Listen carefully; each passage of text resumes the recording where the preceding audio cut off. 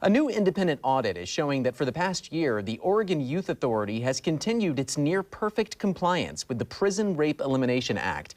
OYA is audited every year, and each of its 9 facilities is audited every 3 years. Well, this past year, auditors looked at McLaren and Oak Creek Youth Correctional Facilities and the Jackie Winters Transition Program. Oak Creek and Jackie Winters had perfect results, meeting all of 43 required standards, while McLaren met 42 of the 43 standards. The one standard McLaren did not meet was because of lower staffing ratios on occasional shifts. Otherwise, auditors have found that all OYA facilities have been in total compliance since 2020. The audits come as OYA is facing multiple lawsuits from people who accuse doctors of sex abuse and OYA of compliance in that abuse. All the accusations come from at least a decade ago, before OYA started complying with the audits.